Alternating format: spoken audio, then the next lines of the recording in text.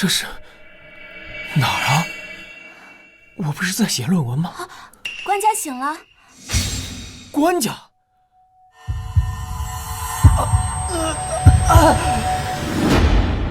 拜见太后。陛下，喝呀！陛下好酒了呀！抓到皇帝，重重有赏。追！哎呀！没想到我一个清北历史教授，竟然穿越成了让人千古唾弃的南唐皇帝赵宋。说，现在是几年几月？啊！我是说，如今是何年月？官家刚刚过完20岁生辰宴，可是宿醉迷糊了。什么？生辰宴？史书记载，大前882年，赵宋年满20，遭太后驾空，成为傀儡。名将韩非本该力挽天青，却报国无门，魂断风波亭，以致江山旁落，金人肆虐，国将不国。不行，我绝不能让历史再重演，更不能成为一个磕头皇帝。拜见太后。启禀太后，自朝廷南迁以来，官家不理朝政，终日享乐。由于昨日大摆生辰宴，醉得不省人事。官家请旨，确实不太像话。如今外有金兵压境，内逢国库空虚，臣恐怕如此继续下去，我大前危矣。所以微臣斗胆，恳请太后摄政，主持大局。放肆！何崔，你敢妄言废帝！皇后何必如此激动啊？难道你忘了金人攻来时，那可是太后临危不乱，第一个主张迁都南逃，又让何统领掌管禁军，这才保全了朝廷。如今太后掌权，那是理所应当。你不信？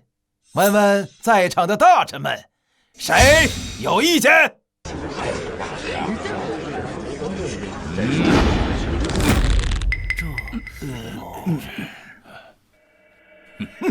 皇后，看见了吧？今后我大前朝堂就是太后说了算。放你娘的屁！朕的朝堂，朕说了算。官家，官家，官家还有脸来朝堂大放厥词？难不成是酒还没醒吗？官家，此人是太后新提拔的禁军统领何崔。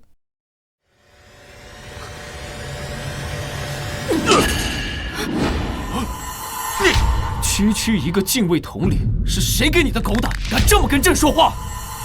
你怎么想要弑主啊？今天的官家跟以前不一样了。官家息怒。哼！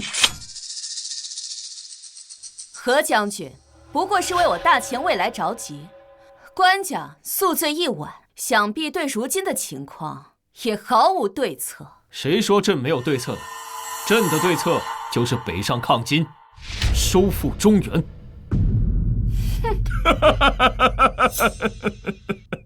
且不说金兵士气正盛，统帅完颜宗凶悍无比，天下无敌。就说官家要北上抗金，你有人吗？朕有韩非，既然重生为赵宋，朕便绝不会将旧事内让名将报国无门，君臣一梦。只要有他和韩家军在，朕必能一展前世所学，挽大前狂澜于既得。韩非？官家莫不是忘了2日前你亲自下诏将韩非赐死？现在想反悔，怕是来不及了。糟了，差点忘了，我这前身中了太后一等的离间计。既然是朕亲自下的旨，那朕亲自追回便可。哼！官家，好，官家有如此壮志，我大前何愁不兴？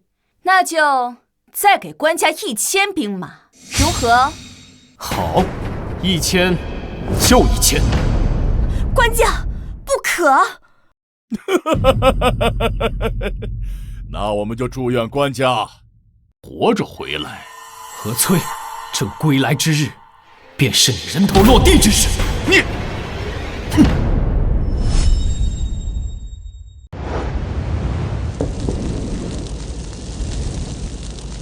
韩非，大前朝廷早已把你抛弃，你又何必负隅顽抗？若是现在下跪投降，归顺我大金，本官许你高官厚禄，如何？完颜宗，我韩非生是大前的人，死是大前的鬼，岂能与尔等豺狼为伍？将军，再打下去必死无疑，让末将殿后掩护您撤退吧。您一世英名，为了如此朝廷，实属不值啊！住口！君让臣死，臣不得不死。如果韩某的性命能换来官家的早日醒悟，韩某在所不惜。将士们，在！大前的好男儿，宁舍不完。黄泉路上，韩某与诸位同行。杀鸡儆狗！杀鸡儆狗！杀！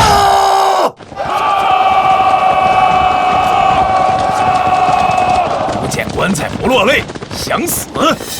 本王就成全你！小的们给我杀！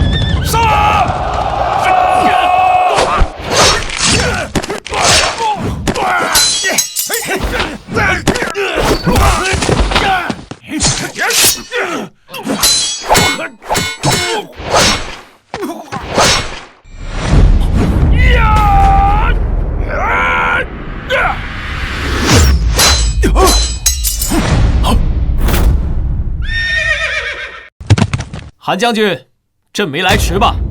啊！龙道，将军快看，是官家的龙道！大前进军，这怎么可能？情报上不是说大前皇帝已经放弃韩非了吗？将士们，官家来叫我们来了，随我杀！众将听令，龙道前压，给朕杀！众将听令，龙道前压，给朕杀！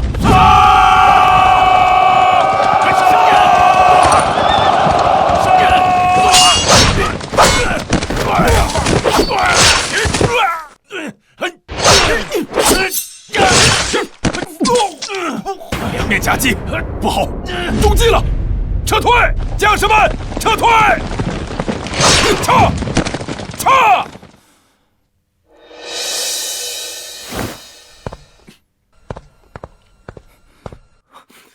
罪臣韩非，该当万死，竟让官家率10万禁军涉险来救。10万禁军，哼！韩青太看得起朕了。如今朝中奸人掌权，朕也不过带了1000多兵马。什么？1000？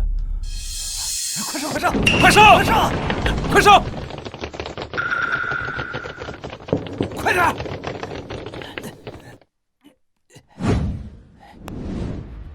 这里没有，找那个。官家莫怕，这些都是我大前的流民。没有战事结束，他们便会从死人身上扒下衣物来遮体，搜刮干粮。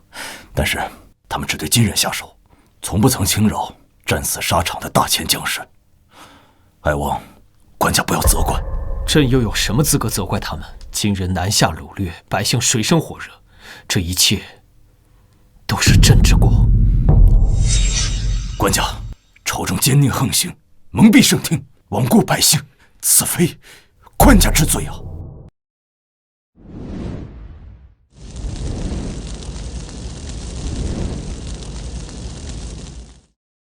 朝堂黑暗，奸臣尸位素餐，朕决心推翻一切，还大前一个朗朗乾坤。韩青，你可愿与朕并肩而战？韩青，你可愿与朕并肩而战？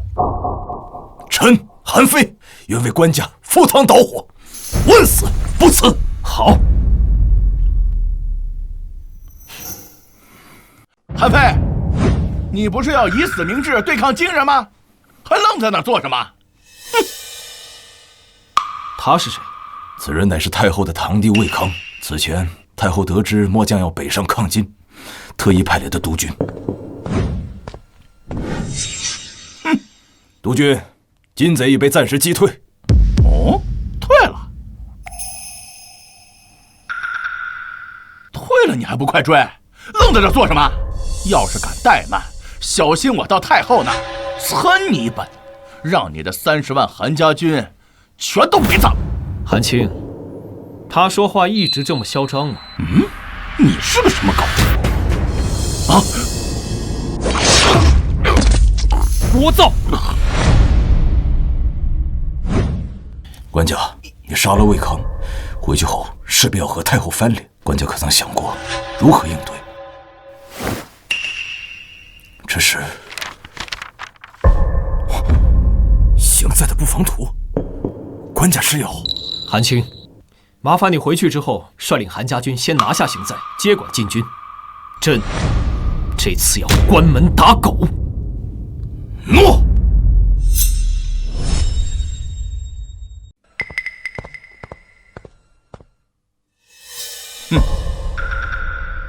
算时辰，咱们那位英明神武的官家，此刻应该已经葬身惊人的铁蹄之下了。住嘴！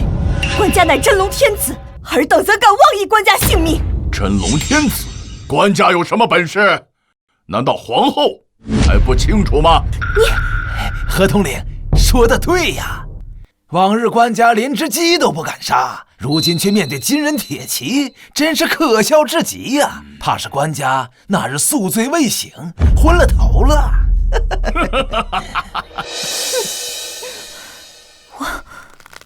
我当时应该拦住官家的。朝廷不可群龙无首，坐以待毙。为今之计，不如按先前所说，由太后掌权，操你一职，携百官渡江。渡你妈个头！尔等阿猫阿狗，何时轮到你们做决定了？官家，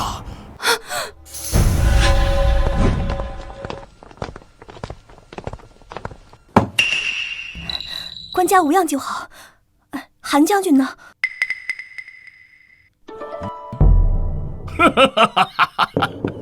我知道了，这定是韩非的失手。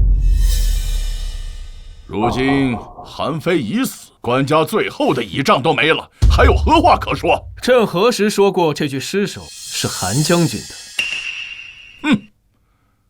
这要不是韩非的尸首，还能是谁的？是谁？何统领自己掀开便知。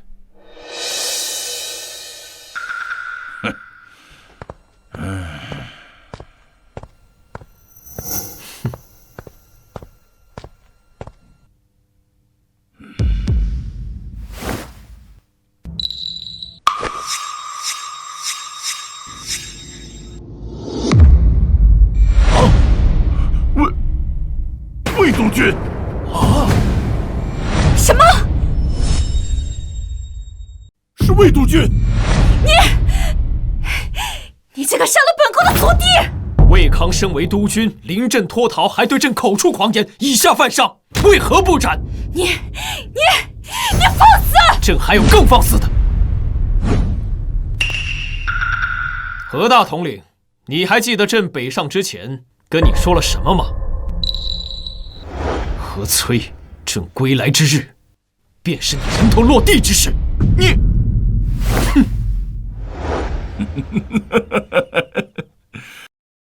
官家这是要杀了我？麻烦你离朕远一点。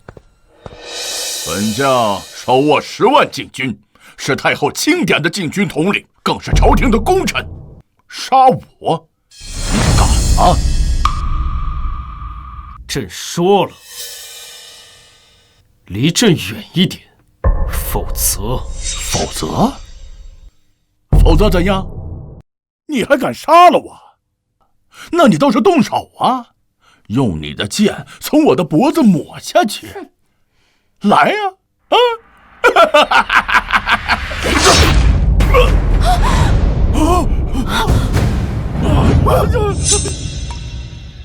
否则，你的血会脏到朕的盔甲。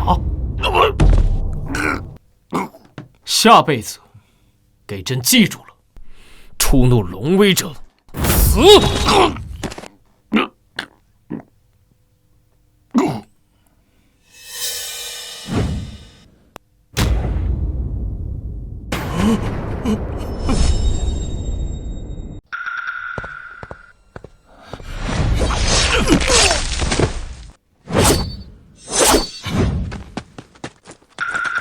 将军，行在之内都已拿下。好，马上整理装备，速速随我去支援官家。是。皇帝，你竟敢当朝杀人！你眼里到底还有没有祖宗礼法？有没有大前朝纲了？这翻来覆去就那一句话，太后，你的脑子都留在后宫了吗？我说官家，无论如何，合同令他护驾朝廷南下，立下汗马功劳，你说杀就杀，如此暴虐，你就不怕让百官们寒心吗？一个为战而逃、趁机夺权的奸佞小人，也被你说得这么伟大。秦丞相，若你舍不得，朕现在就送你去见他。皇帝，你莫不是以为杀了何崔就可以左右朝廷吧？太后，坐不住了呀！住口！金兵势大，我暂比其锋芒有何不对？难道人人都要像你一样带人去送死不成？祖宗疆土岂能容他人染指？谁敢阻朕抗金，朕便杀了谁！这可如何是好？好一个谁阻挡就杀谁！本宫今日倒要看看，你到底还能再杀多少人！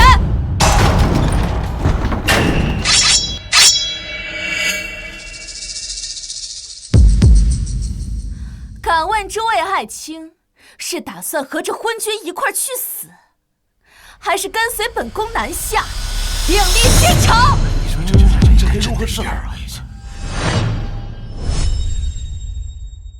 新朝怎么能行啊？是啊，就是啊。太后深谋远虑，笼络江南富商，为朝廷筹措钱粮。臣户部尚书何明愿效忠太后。太后慧眼识人，知人善用，今后必能稳固朝堂。臣吏部尚书方松愿效忠太后。太后德备四海，遵从礼法，不似官家，善杀忠良。臣礼部尚书颜良愿效忠太后。那我们也过去，我也去。走。皇帝，你看到了吗？满朝文武除了那些老顽固，一切皆在本宫掌控之下。危难当头，方见朝中还有忠良。忠良？跟着你的忠良一块见鬼去吧！给本宫动手！官家快走，臣妾为您殿后。皇后这份心意朕心领了，但朕无需逃。官家留得青山在。朕说了，朕无需逃。你们在等什么？还不动手？自然是等官家的圣旨了，太后。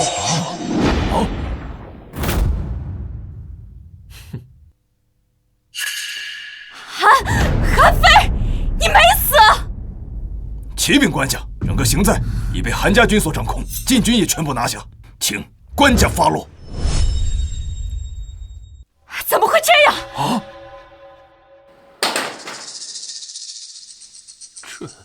这什么情况？这怎么回事？刚才带头向太后投诚的是你，官家。太后勾结奸商，剥削百姓，中饱私囊。你身为户部尚书，却说他是为了朝廷，该死！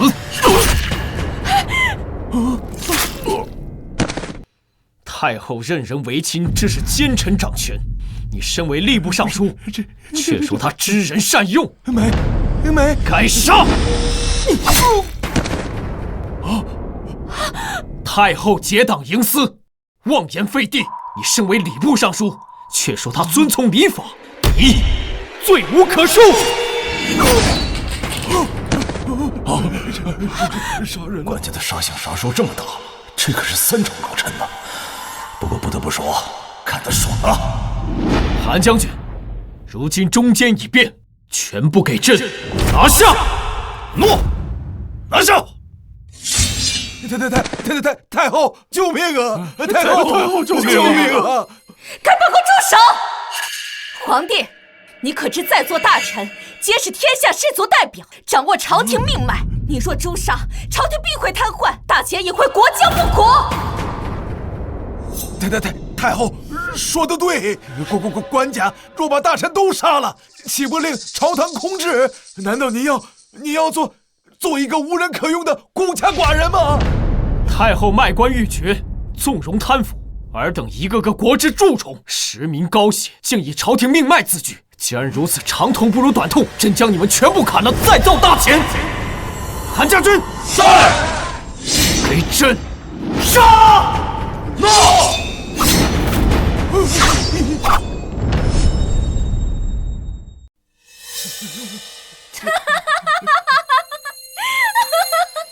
皇帝，你还是太过年轻。太后还有什么想说的？这位乃大钱通会钱庄之主李崇金，天下银钱流转，皆经他手。你若敢动他，明日大钱银根紧缩，无钱缴税，你怕是连军饷都发不出来。这位岭南张家家主张千筹，也是江南织造坊坊主，天下之机10之8九皆经他手。你若敢杀他，不出3月，百姓将无不可依，无眠御寒，冻死者不计其数。届时不用金人铁蹄南下，你便会大失民心，军心涣散，成为亡国之君。官家，太后所言虽可恨，但也都是实情啊。士族盘根错节，若是贸然铲除，日后必将会天下大乱。再造大钱，赵宋，我告诉你，就算你是皇帝，这些人你也动不得。他们才是大钱的根基，而不是你这个空有其名的少年天子。哦，既然太后这么自信，可敢与朕赌上一把？赌什么？就赌7日之内，朕没有你这帮大钱根基，凭自己的能力筹到这10万官布，为百姓御寒。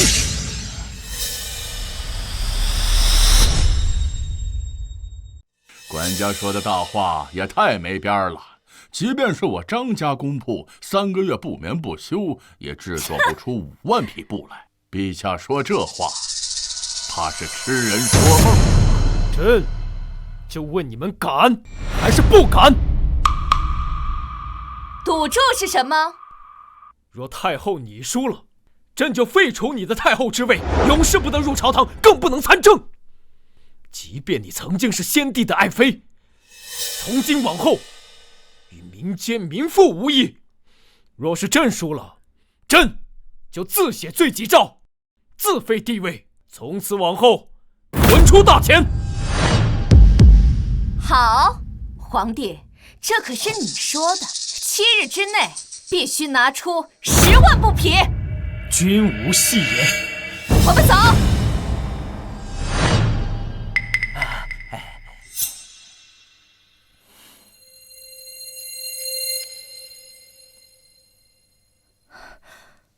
官家，您今日在朝堂之上实在是太意气用事了，怎么能轻易拿地位做赌注呢？是啊，官家，不如让末将率领韩家军为官家清君侧，杀了这帮贪官污吏，即便背负千古骂名，也在所不惜。不，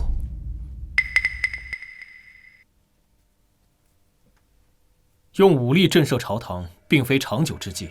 朕要名正言顺地铲除太后一党。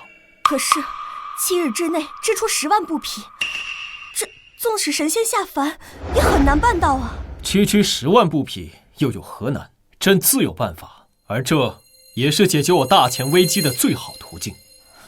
什么办法？朕要绑架全天下。什么？绑架全天下？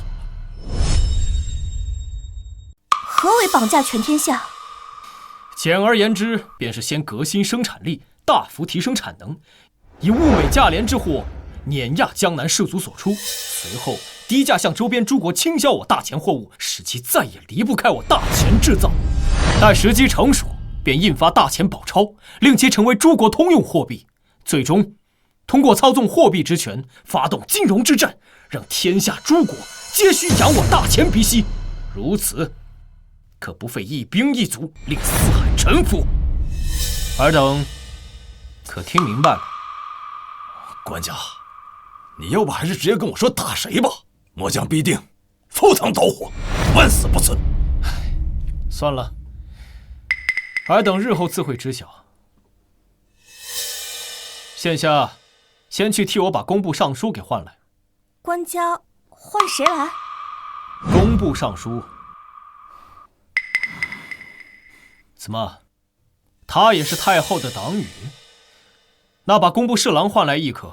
管家，您可能忘了，工部尚书是杨大人啊！放肆！就管他姓杨还是姓马，天子有诏，他敢不来？管家，这杨大人这杨大人是你的岳丈啊！那这，那个原来是自家人啊，那朕还是得亲自登门拜访吧。哎，皇后，皇后！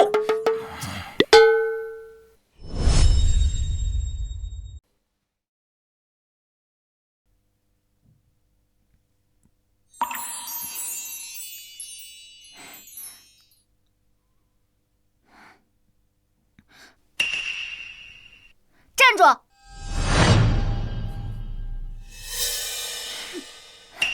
萧儿，快来见过官家。管家，这是皇后娘娘的妹妹杨逍，也是工部唯一的女将士。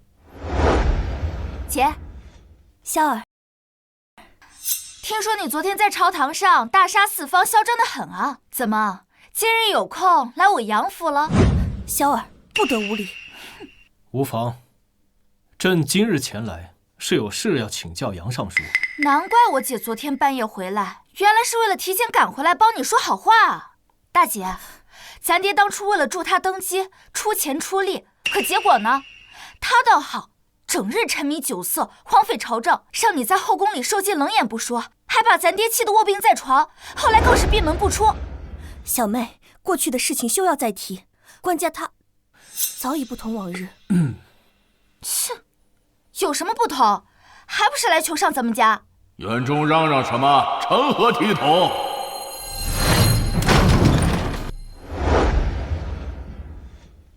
父亲，爹。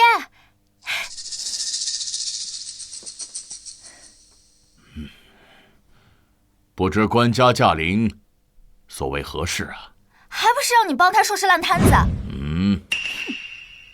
朕今日前来，欲请尚书出面，统筹工部，为朕督造一务。爹，你看我说什么来着？他就是想让你帮他做些奇淫巧技的东西来毁你的眼。闭嘴！哼！老臣年老体衰，早已不堪驱策。官家若是要做什么消遣物件，朝廷能工巧匠甚多，可另寻高明。哎，老尚书，先看了这图纸，再做决定也不迟。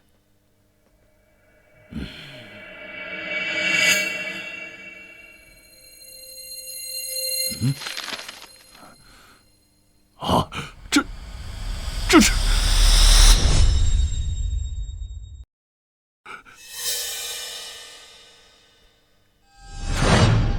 这是，朕再请问一次，杨尚书是否愿意出山，为朕、为大钱督造此物？官家死了这条心吧，今天我爹说什么也不会帮你的。出去！听见没？爹让你出去！我是叫你出去！什么？爹，你叫我出去？听不明白吗？给我出去！哼！精妙绝伦，名唤什么？这是官家设计的。此物名唤新式织布机，比现有的织布效率能提高50倍。天佑大钱，天佑大钱呐！老臣万万没想到，官家竟有如此惊世之才。此物若真能推行使用，定能改变大钱国运，让大秦百姓富足，国运强盛。老臣糊涂，当初未能识得官家振聋之资，罪该万死。哎，那督造此物一事，就全赖杨尚书了。哎，官家唤老臣什么？全赖国丈大人。官家放心，老臣明日便回工部，竭尽全力办好此事。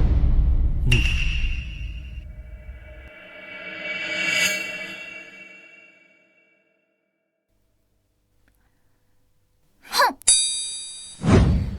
我说什么来着？还不是被我爹赶出来了？我告诉你们，小萧，放肆！爹，您怎么出来了？您不是发誓再不出府门了吗？我当然是出来恭送官家的。什么？送他？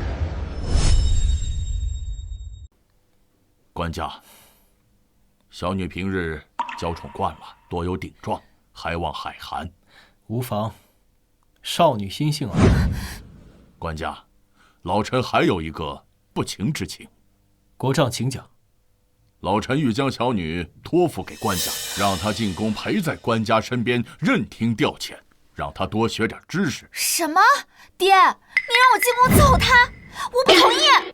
闭嘴，这里轮不到你做主。官家以为如何？如今大钱百废待兴，朕需要绝对忠诚的特殊人才，去完成那些跨时代的产物。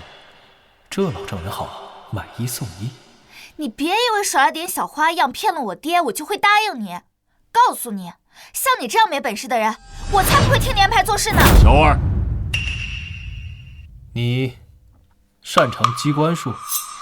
那当然，本姑娘6岁钻研机关术，熟读墨家经典，很多地方连我爹都不如我。看到这个没？这可是本姑娘精心设计的。哎，你别跟我说话了。少玩一些小孩玩的东西，把心思都花在正道上。随朕回宫好好学习，为大钱出一份力。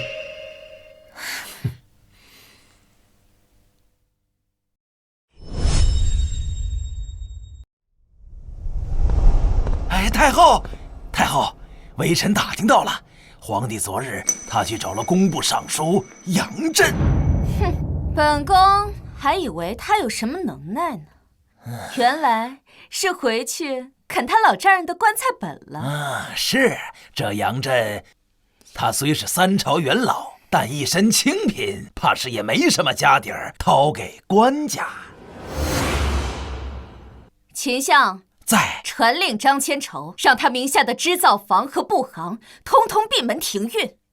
这7日之内，本宫要让这世上再无一匹绸布。哎呀，太后英明！这7日之后，皇帝失信于众，本宫再一举夺权。诺，微臣这就去办。皇帝，本宫这次倒要看看你还能如何翻身。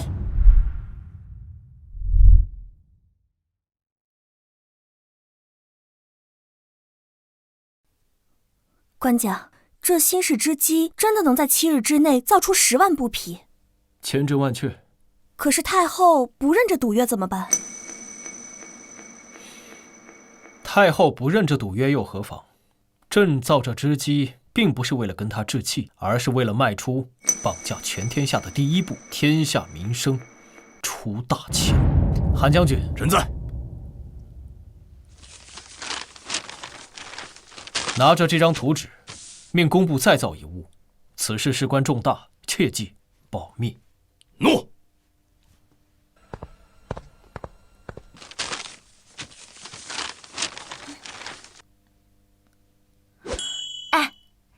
让韩将军去造的什么呀？你那么厉害，猜猜看，猜对了朕有赏。哼，谁下人知道？朕这小姨子性情怎么这么怪啊？还不是因为你，随手就拆了他精心设计的机关锁。打击到他了？非也。那是为何？官家，萧儿自小精通机关术，心高气傲。他曾发誓说，谁要是能拆了他设计的机关锁，谁就是这天下第一聪明人。那他就要嫁给谁？什么？皇后，这天地良心，这可没有这个意思。有没有？官家心里清楚。哼！哎！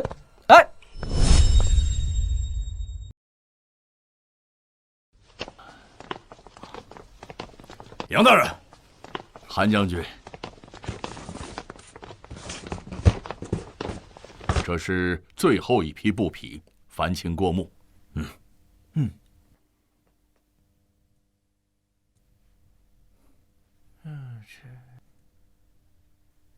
禀韩将军，这一箱加上国库内已有的数目，现在只多不少。好，太好了！官家，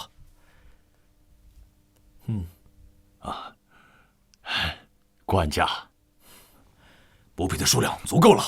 太好了！7日之内竟能产出如此巨量的布匹，杨尚书功不可没啊！官家谬赞，全靠官家所赐神机。这几日老臣反复琢磨，又对此机有所改进，今日特将新样机带来。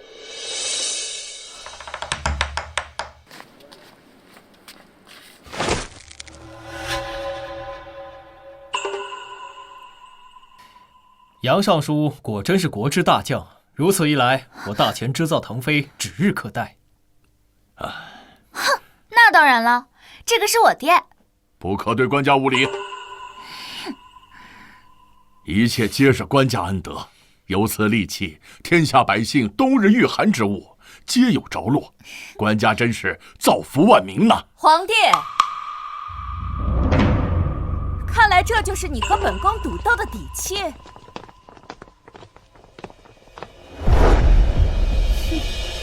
一个改良的妖姬和一个老得快要入土的工部尚书，今天他们要是不能帮你拿出10万布匹，你可就要自废帝位，昭告天下。哼，太后这么着急啊？还要亲自前来国库查看？当然，官家若是完不成赌约，令人瞒报账目，惹出笑话，本宫还需眼见为实。朕何时说过朕完不成赌约的？笑话！7日之内筹措10万布匹，无异于痴人说梦。你若不是走投无路，又怎么会去找这个退朝已久的杨国璋？没错，官家，事到如今，强撑颜面还有何用啊？这几日，您怕是早已把国丈大人的老本都掏空了吧？这些个破木头，该不会是杨大人最后的棺材本吧？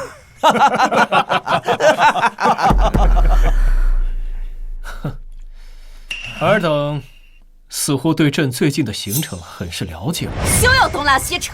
赵宋，本宫就问你，今日这赌约你是否能拿出来？若是拿不出，你就立刻给本宫。韩非，臣在。既然太后这么着急认输，还不打开库门，让太后好好看看朕究竟拿不拿得出。诺。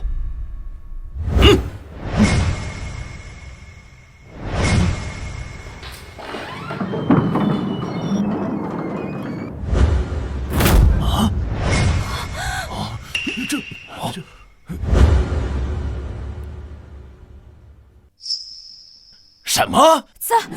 怎么会这么多？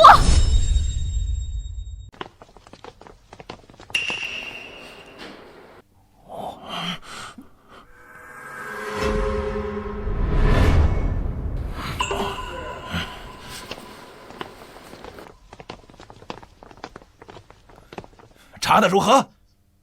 太后，请下，这些布匹都是上等的官造。什么？怎么会这样？秦松、张千朝，你们到底怎么办事的？太后，明鉴，官家确实只去过杨尚书家中，之后就再没去过任何一家织造坊。是啊，太后，臣已经下令关闭所有织造坊和布行。如今这些布匹究竟是从何而来，臣不得而知。而且这些布匹比我张家织造坊所织造之物还要精细得多呀！皇帝，你究竟怎么做到的？这些该不会是先皇留下来的吧？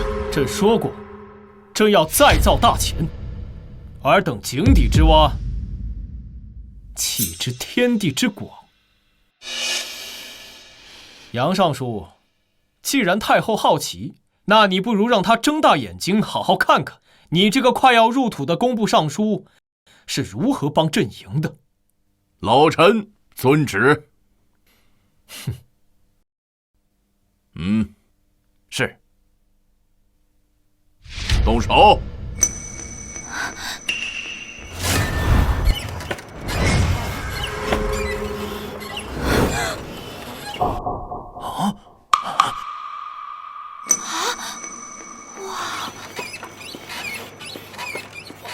哇，这是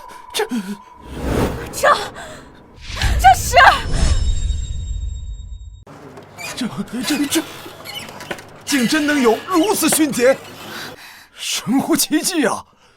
真的神乎其技啊！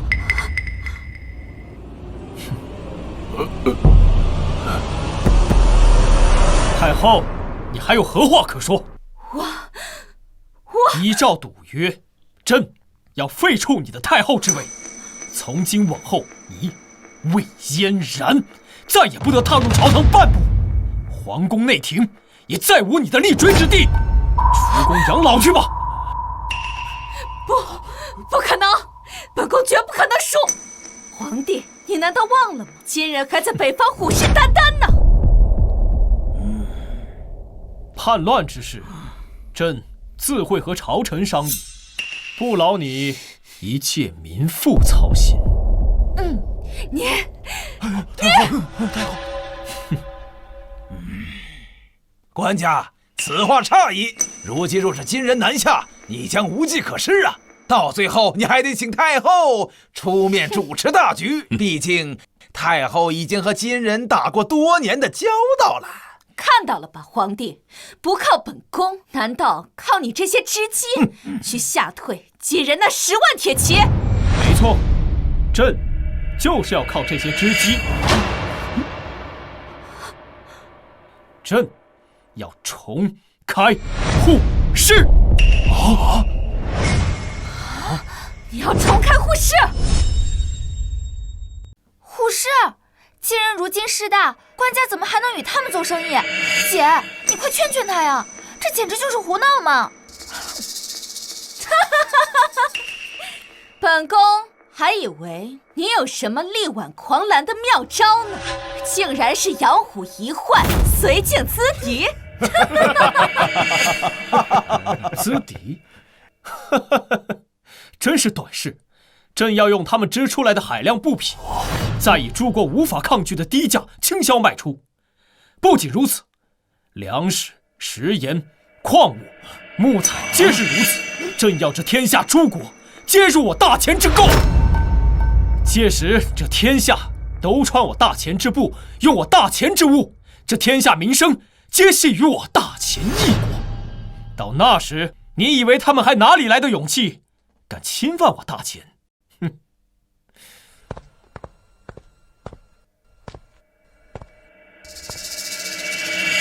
太后，你不要以为朕会傻乎乎地看着朕的大钱子民以血肉之躯北上抗金，朕要的是不战而屈人之兵。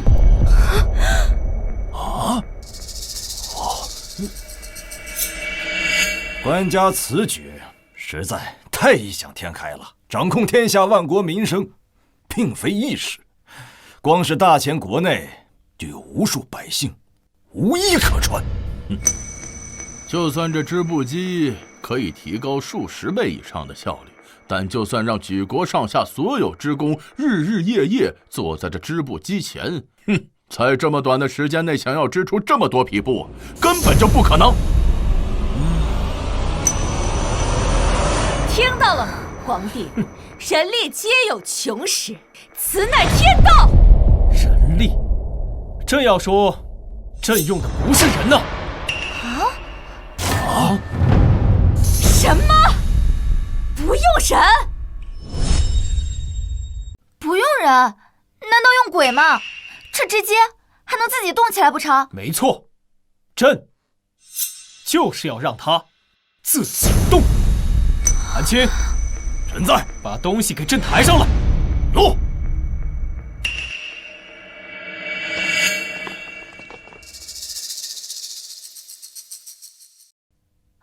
这就是他那天让韩将军所造之物，这么大的铁疙瘩，看着如此笨重，如何能取代人？爹，你可知这是何物？我只知道是官家命工部建造，名叫蒸汽机，具体什么作用，为父也猜不出来。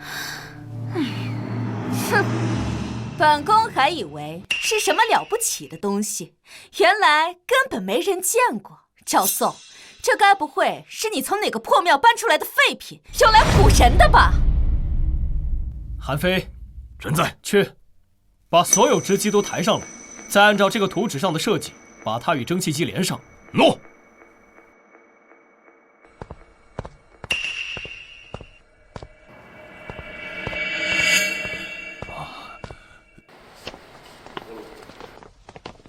把那个抬过来。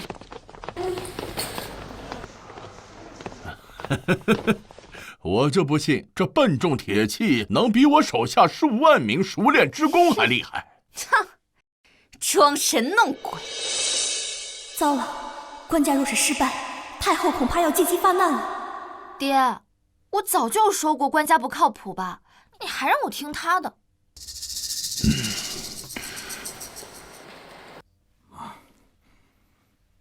官家已经组装完毕了。啊，这，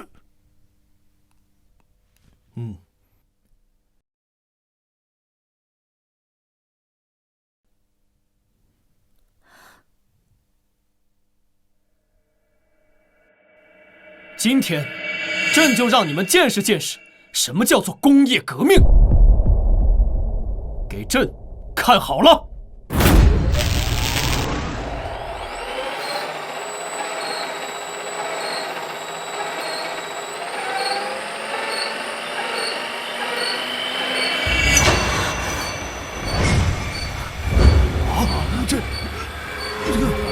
这怎么会动？怎么会动啊？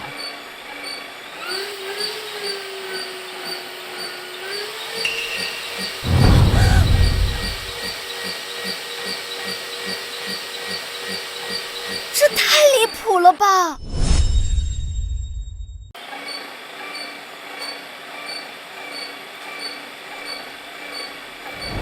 啊！神技，此乃神技呀！如此效率，官家真乃天降奇才呀！魏嫣然，你还有何话说？依照赌约，从现在开始，你便不再是我大前太后了。不，绝不可能！本宫乃先帝册封，是你名义上的母后，大前以孝治国。若是你把本宫赶出皇宫，就不怕动摇国本吗？你也有资格跟朕谈动摇国本？若不是你结党营私，败坏朝纲，我大前朝堂何至于沦落到如此境地？若不是你纵容贪腐，剥削百姓，我大前国力何至于每况愈下？这一切的罪魁祸首就是你，魏嫣然。若非我大前以孝治国，若非你头上还顶着太后的名声，朕早就一刀将你砍了。现在你是自己体面的离开皇宫，还是等朕请你出去？好，好，皇帝，你够狠！本宫走。站住！皇帝还有何事？将你不该拿的东西全给朕交出来！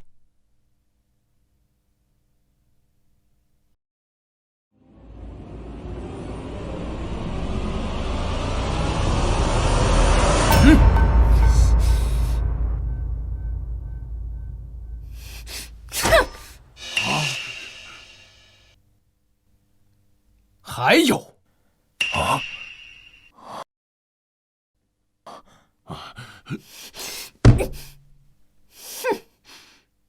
还有，还有什么？还有，封官，脱。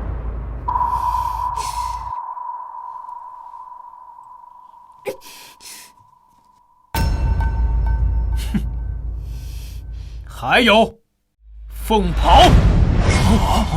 什么？赵宋，你让本宫当众脱下凤袍！给朕脱！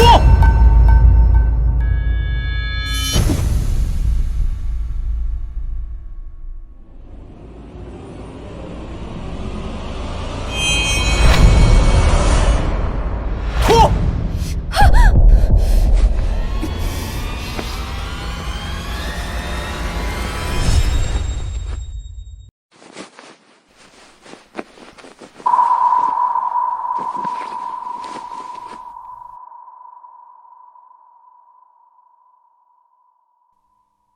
即日起，朕将卫士逐出皇宫，贬为庶民。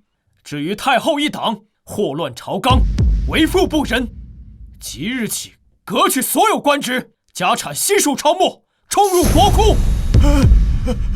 官家开恩呐！官家开恩呐！官家开恩呐！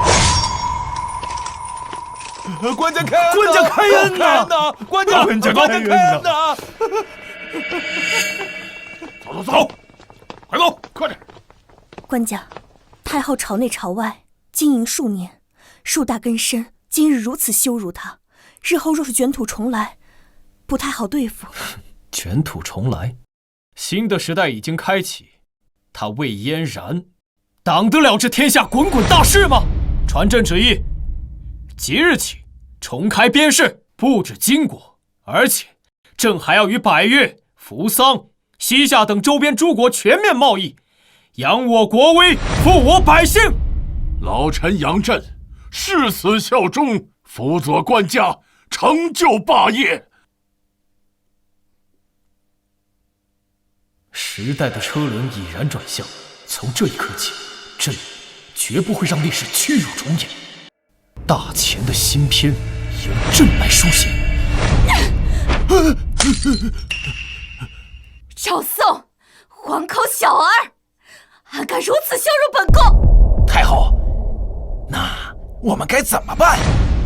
他不仁，我们也不义，立刻写信通知完颜宗，告诉金国立刻发兵，与本宫的人里应外合。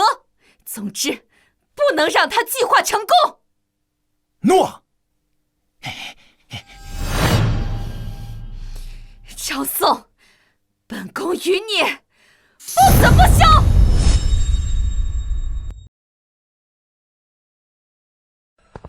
官家，护士所需首批物资均已备齐，另外护卫护士地点的进兵也已点齐，可以开始你的下一步计划了。只是不知这批货物，官家打算如何定价？官家所作所为，不仅造福大乾，更造福天下百姓。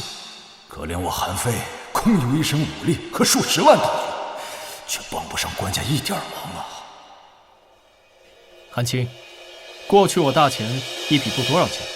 回官家，一匹优质官布约800文钱。800文？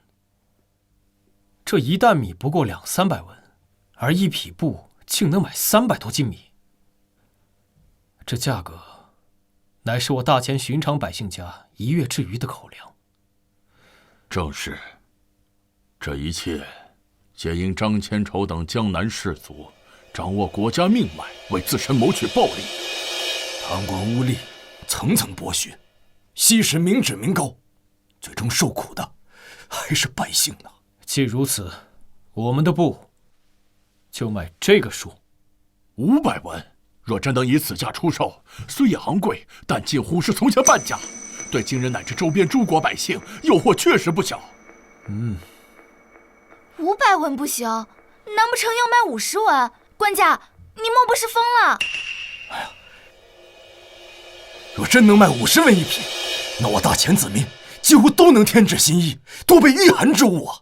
官家，此乃天大的仁政啊！百姓必对官家感恩戴德，周边诸国一定会疯抢的。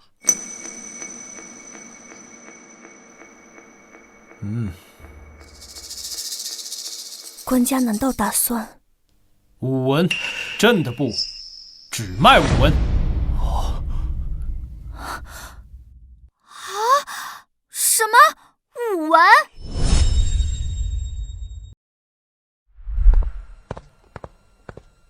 大汗，南边传来消息，前国皇帝下令重开户市。户市，就是用牛羊换他们的布匹和茶叶的市集。没错。赵宋小儿若不是疯了，与虎谋皮，怕是嫌我大京的铁骑不够锋利，上赶着给咱们送东西。大汗说的对，汉人的丝绸、茶叶、盐铁，那可都是好东西。看来前国真的气数已尽啊！报！大汗，前国太后送来密信。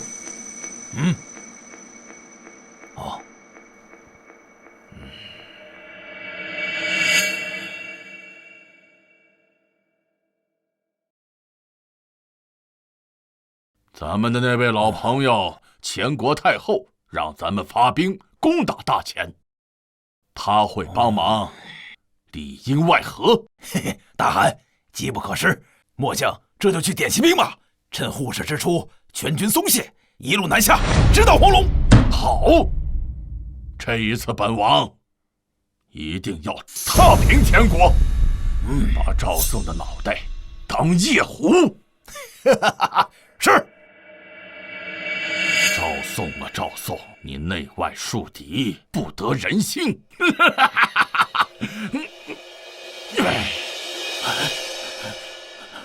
不好了，咱们的兵都不见了！胡说八道！金国儿郎战士为兵，闲时为幕，军营里找不到，定是去草场放羊牧马了。牧场俺也去看了，只剩下一些老弱妇孺守着牲口，精壮汉子一个都不见了，已经派人四处去寻找了，都不见了。这怎么可能？报！大汗，王爷，咱们的人找到了。说他们都死哪儿去了？我们的人都跑到边境线上，跟前人做买卖去了。什么？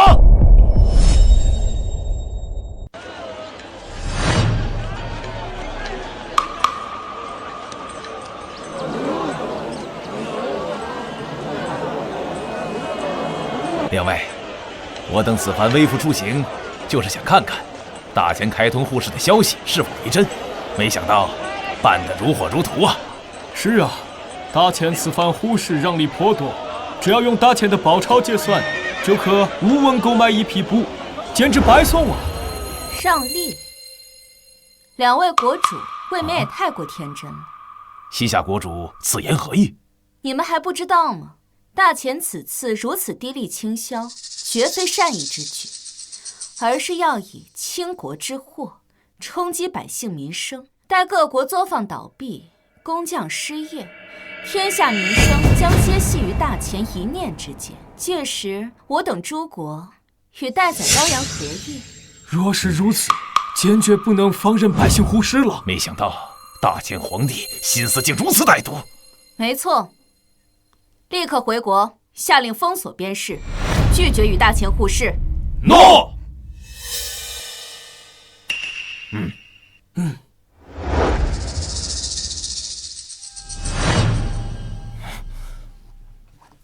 管家，不好了！西夏、百越、吐蕃3国国主闭关锁国，拒绝与我大前贸易。什么？怎么会这样？5文1布的价钱，他们竟不动心，何况还有其他的商品。西夏国不但拒绝，还疑似联合其他诸国共同抵制户市。其他小国因为让利颇丰，暂时拒绝了。若是如此，官家绑架全天下的大计，恐怕要受阻了。朕还真小看了天下英雄，这西夏的国主倒有几分见识，哼，竟然让朕起了几分爱才之心。这都什么时候了，你还想着收复人家？怎么，小姨子，你是觉得朕做不到是吗？我承认，官家在制作机巧之物上是有些本事，但是你有没有想过，治国哪里有这么简单？除非诸国国主都是傻子，否则怎么可能轻易把名声大权交出？你还想着收复人家，你就没有想过别人是否同意？平日蚂蚁挡路，你撵过去，可曾问过蚂蚁有没有意见？你什么意思啊？韩非，臣在。点齐10万精锐，去替西夏那些国主打开他们的国门，让他们给朕开城迎客。诺。你这不是不讲道理吗？道理从来只在大炮的射程之内。陛下真是神机妙算，轻易便识破了大前皇帝的诡计。现在不光是我们，吐蕃和百越也停止了和大前互市，紧闭国门。要不了多久，等其他各国发现，大前便会孤立无援，再无生意可做。届时定会派使臣来让利求和。报！陛下，韩非来了。朕说什么来着？大前来服软了。不是，是大金来的。打开大门，本将军便替官家轰开你的大门。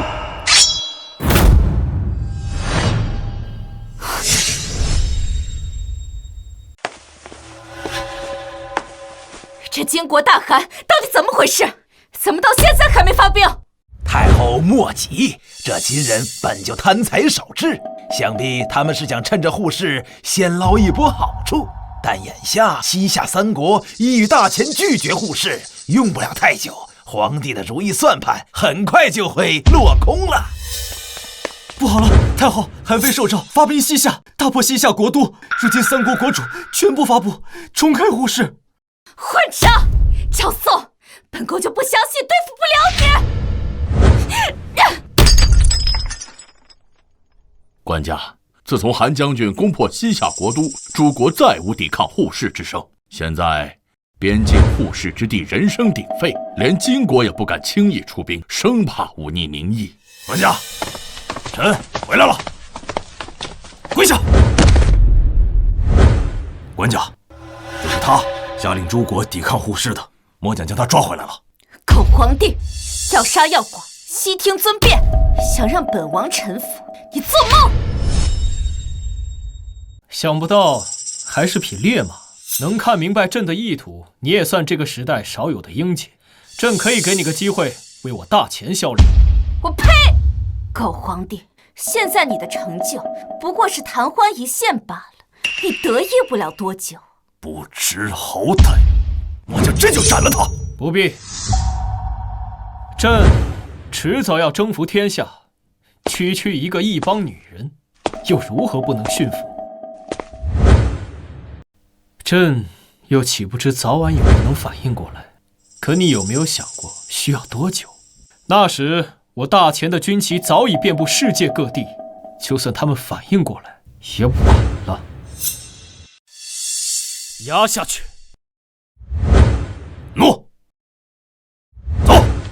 这西夏国主虽然态度嚣张，但说的没错。此次互市，大前倾尽库存，日夜赶送货物，才勉强支撑互市商贸。可一旦后续货源跟不上，让那些蛮子空手而归，又岂会善罢甘休？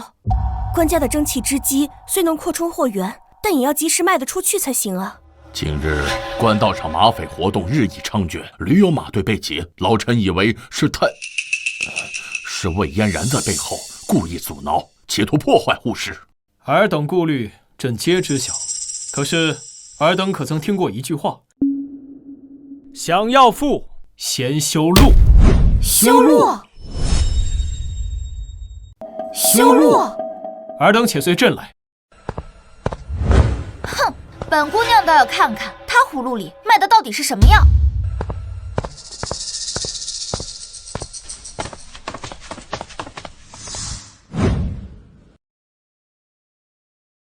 这便是朕为大钱修的铁路。什么？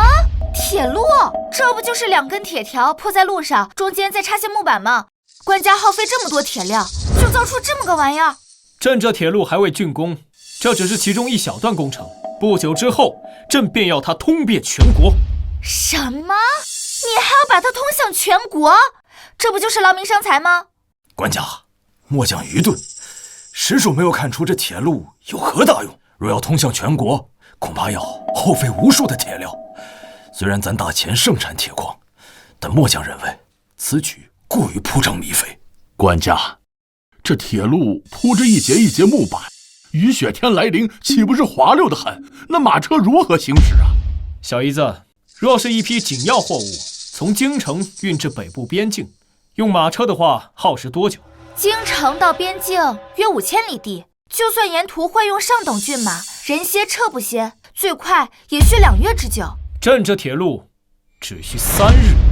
什么？3日？这不可能！就算全部换成汗血宝马，也绝不可能有如此速度。谁说朕要用马车了？不用马车，你用什么？难道用牛车？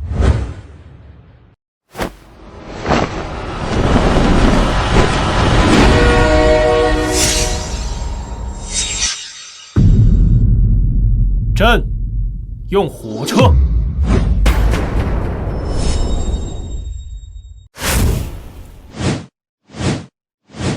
这么大的铁疙瘩，如何能跑得动？小儿不得无礼。爹，我哪儿说错了吗？此物至少重达10000斤，就算几10匹壮马都无法拉动，更别说运货了。小姨子，朕这火车可不用马拉，它自己会动。自己会动？官家莫不是在开什么玩笑？它要是自己能动，你让我做什么都行。当真？我警告你啊，你要是敢动我，小心我半夜给你下毒。想什么呢？朕虽研制出了铁路和火车，但却缺少一个将其推广到全国的人才，而你就是朕需要的牛马，需要的人才。这火车和先前的织布机一样，都是要以蒸汽机为动力，只需要1名司机和2名副手，便可畅通全国。官家，何为司机？皇后可以认为是驾车之人。这不可能，我不相信。哼，除非你让我亲自试试。不怕你质疑，就怕你不好奇。小姨子这种牛马就是用来坑的。你不信，随朕上车瞧瞧。愣着做甚？上车呀！这么个大铁疙瘩，只有你说的那么神奇？既然你不相信，那就由你来开火车。我可推不动这大玩意儿。不用推，你只需要按下这些按键就行。真的只要按下它就能开动了？君无戏言。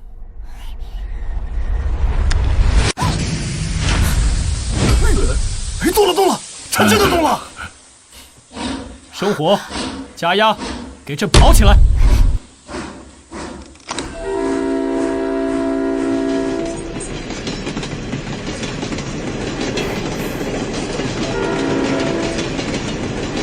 我开上火车了！我真的开上火车了！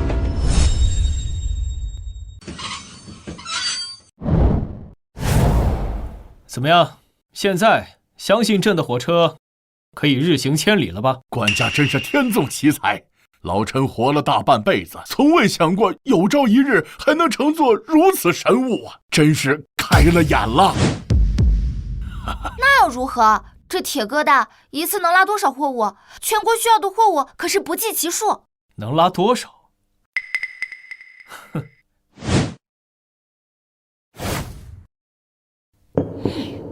一次可拉100万斤。好啊，太好了！若是如此，我大前边境的护士将无后顾之忧啊！官家，这火车不仅能日行千里，还能装载这么海量的货物？官家每每出手，绝非常人所及，老臣佩服得五体投地呀！小姨子，你现在觉得如何？不过可惜呀！管家可惜什么？可惜了朕这火车动力虽足，载货虽多，又划时代之先河，却缺少真正能懂它之人。要是能把朕这火车推广至全天下，朕虽死也瞑目了。等等，姐夫啊，这活你就交给我吧，我保证以后吃喝拉撒全在这辆火车上，保证以最快的速度把它推广出去。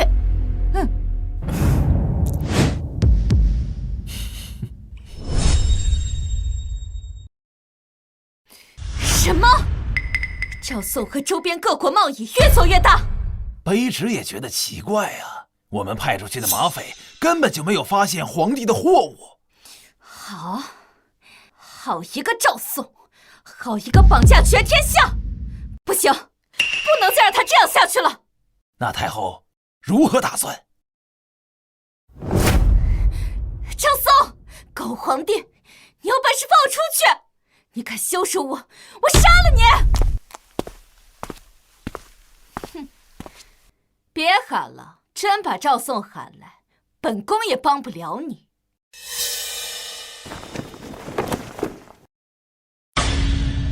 大前太后，你不是被赵宋赶出朝堂了吗？他那个黄口小儿还奈何不了我。废话少说，本宫今日来是要跟你谈一桩买卖。什么买卖？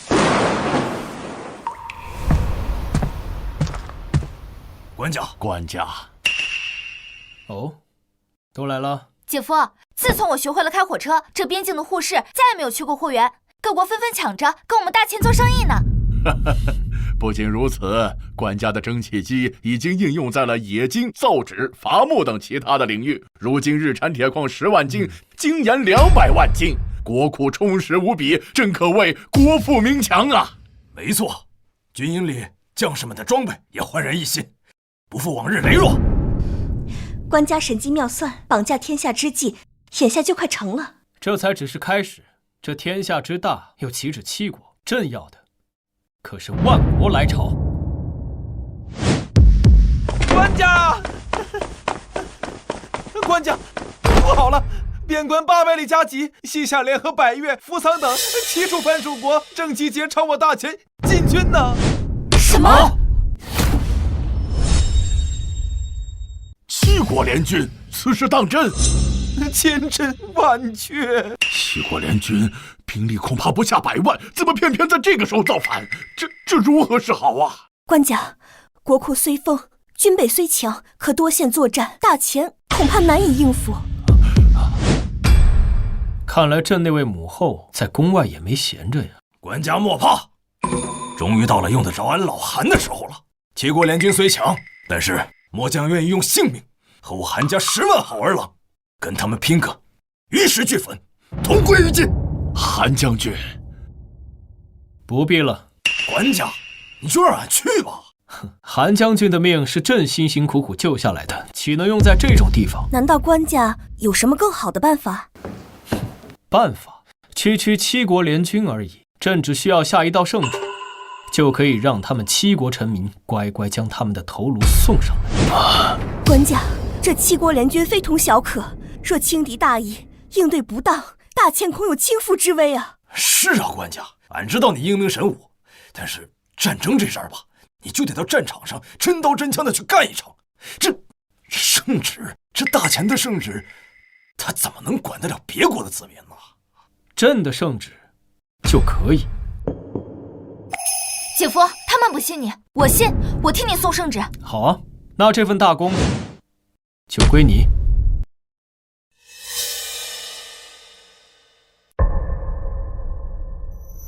官家，我愿陪同杨小姐一同前往，护她周全。摊上官家这样的皇帝，不让人打仗，俺只能自己找机会去边界耍耍了。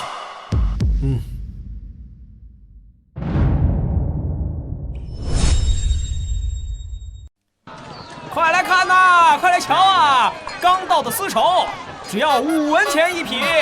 我要，好我都要这种颜色，我都要。啊！哎呀，自打这大钱开通了沪市，我们老百姓的日子越过越红火呀！这大钱皇帝英明啊！是啊，要是没有这种沪市，咱们就要回到从前过那种苦日子了。那怎么能行呢？这现在啊，可谓是人人都能穿得起绸缎，人人能吃得起精粮，人人还能喝得起茶叶呀！这可谓是真正的天下大同啊！这日子，这怎么能倒退呢？官兵来了！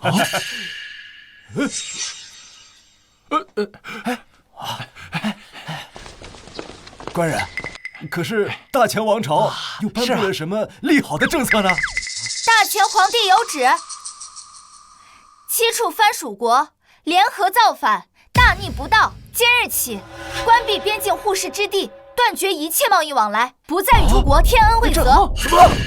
关闭沪市？这怎么能行呢？官人，这沪市不能关呐，我们老百姓还要靠它生活呢。还请大贤皇帝收回成命啊！收回成命？休想！要怪就怪你们各藩国国主不识好歹，不为百姓着想，起兵造反。否则我姐怎么办？我官家也不会下此诏令。这沪市可不能关呀！是啊，都给我听好了，从今往后，不得在我大钱天恩这沪市。若有疑义，问你们的国主去。哎呀，这关闭沪市怎么办啊？这你说还怎么办呢？这群以后，走，找国主去。这些东西啊，走，走，咱们都去。哼，大钱狂妄自大，扰乱各国名声，如今还抓走了我的女儿。今日我等7国联手，定要叫他付出代价。不错，此次联军近乎100万，还有大钱太后里应外合，定能一举踏破大钱，瓜分大钱疆土啊！报！陛下，大钱皇帝发布圣旨，关闭与各国沪市，断绝一切贸易往来。我等即将出兵讨伐，大钱皇帝竟然还在考虑同秀之事，真是可笑至极呀！看来这大钱皇帝也不过是个目光短浅的鼠辈，只要我们能打进大钱，还不是要什么有什么？传令，集结大军，发兵大钱，我等诸国势必要拿下大钱皇帝的首级，一雪前耻。诺。哎呀，这可如何是好啊？7国联军呢？一看是啊，你说这可怎么办呢？官家，7国联军携100万之众，陈兵边境，虎视眈眈，此乃灭国之危呀！官家，不如派人先去求和，暂避锋芒，再予以碎币，度过眼下危机再说。朕绝不会向蛮夷低头。没有吃啊！官家，眼下不是意气用事之时啊。没错，若是官家无法子，不如请太后出山。先前太后掌权，与各国多有联系。若请太后出面，说不定替官家扭转乾坤。不必了，朕自有对策。对策？谁呀？7国来犯，你一个黄口小儿，能有什么对策？魏嫣然，你还敢出现在朕面前？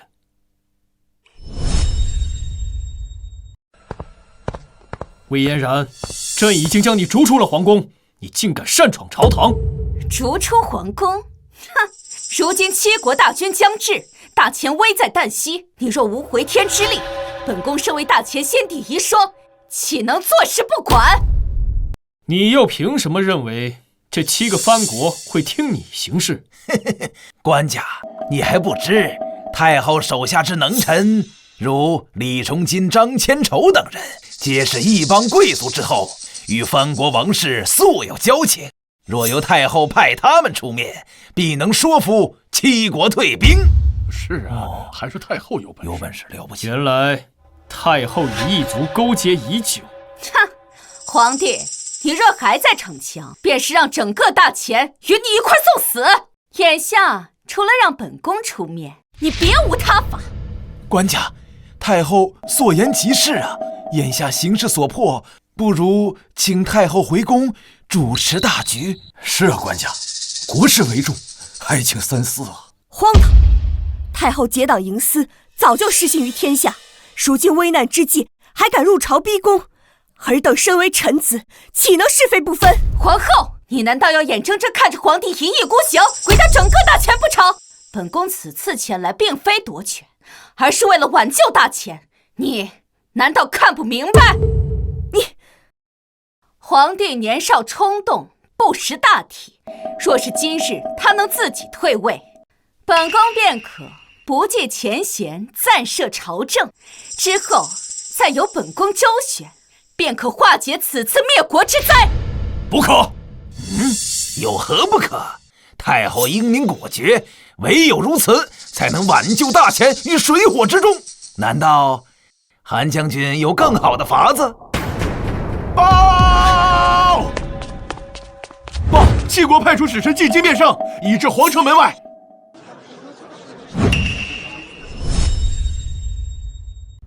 齐国派出使臣进京面圣，已至皇城门外。齐国使臣同时前来，这是来者不善呐！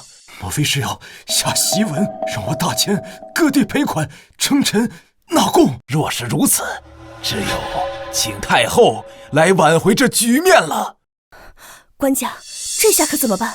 皇帝，你听到了吗？如今七国齐至，先前你还在说什么大话，要绑架全天下？我看只怕是兵临城下，还不速速请本宫临朝摄政！聒噪！我堂堂大钱乃是天朝上国，国力日盛，岂需向那些作尔小邦低头求和？去，让他们进来。诺。死到临头还在嘴硬，不求和，难道真要百万黎民为你陪葬不成？陪葬？哼！天下民生皆系于大钱。朕已传出一道圣旨，关闭户市，中断一切贸易。过不了多久，就会让各国国主跪地求饶。朕问尔等，信或不信？朕问尔等，信或不信？一道圣旨，喝退百万联军。赵宋，你当真以为你是历史上那些千古一帝吗？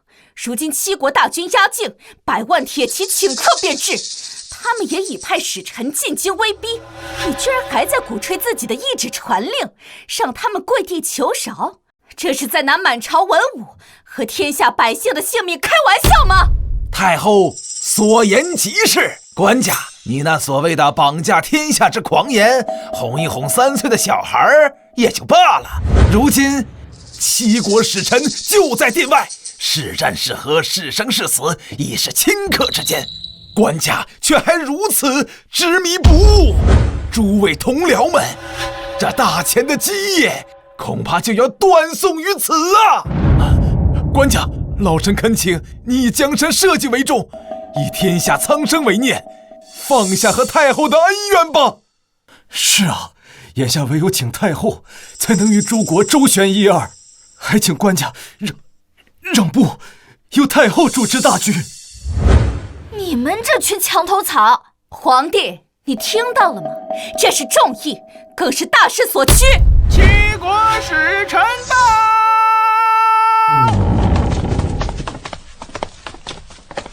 各国国主，他们竟亲自来了。皇帝，你若再不退位，由本宫出面，那可就真来不及了。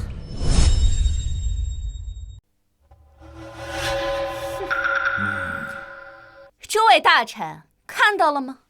七国齐至，甚至国主亲自前来，定是来向我朝索要岁币、割让疆土的。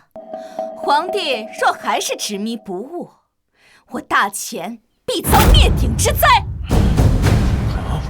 确实是这样，如此甚好。哦，是吗？废话，难不成他们是来向你朝贡的？既然太后与这7个藩国交往密切，那要不你替朕问问，他们此次来京城所谓何事？诸位国主，本宫深知尔等此次前来，定是因为本国皇帝所作所为触怒友邦，特来兴师问罪。诸位国主明鉴，我朝皇帝年少愚昧，但太后英明仁德，可与诸位斡旋商议，只要退兵，一切条件皆可商议。没错，不过这前提嘛，当然是先让皇帝交出大权。大前太后，你似乎弄错了。弄错？弄错什么？你们不是替各国前来传送檄文和战书的吗？自然不是，我们此番前来是专程向大前皇帝请罪求和的。什么？请罪求和？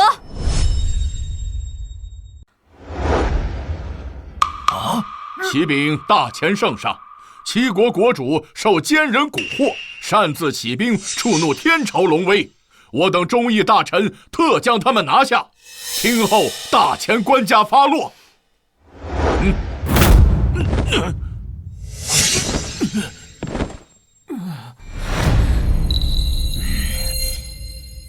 恳求大前圣上平息龙怒，重开户室，恢复边贸。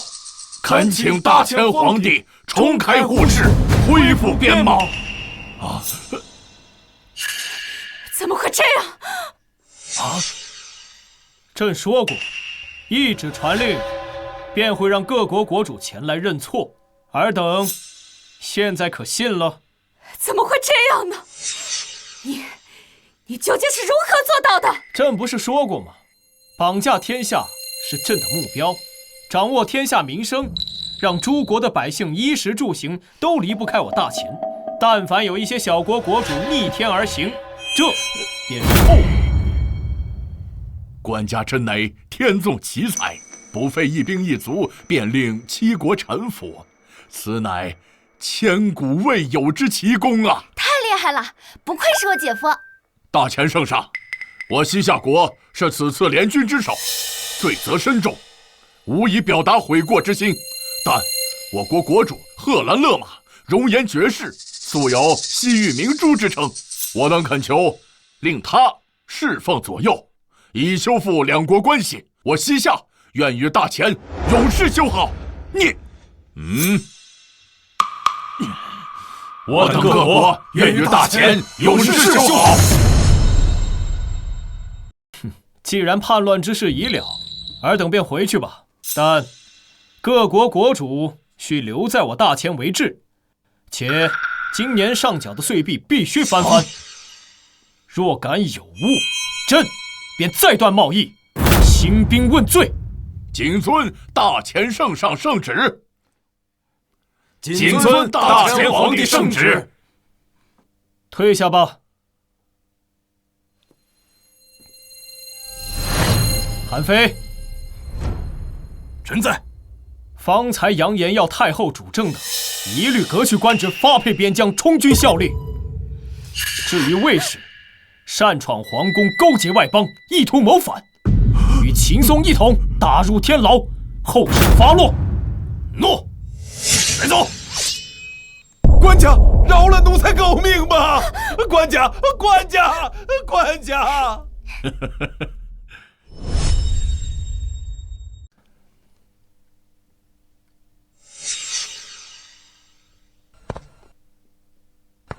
赵宋，你来干什么？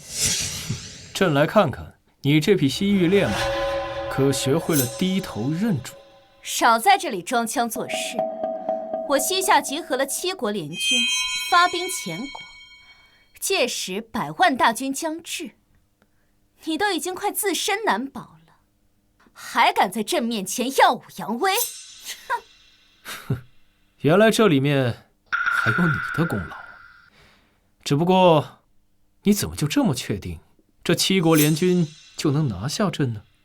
你若识相，便应该向朕低头下跪，届时朕还可纳你入宫，保你一条狗命。好啊，希望你待会儿一样自信。带上来。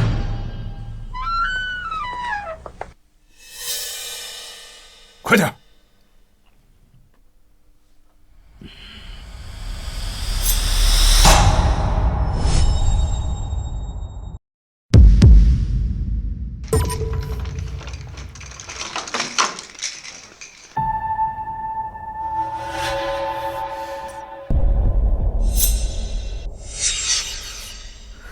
快点！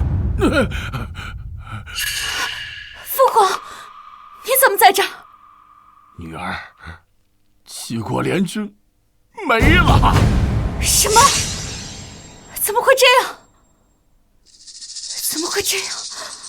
贺兰勒马，朕念在你还有一点脑子，就给你最后一次机会，成为朕执掌天下的一枚棋子。现在跪下，臣服于朕。你服还是不服？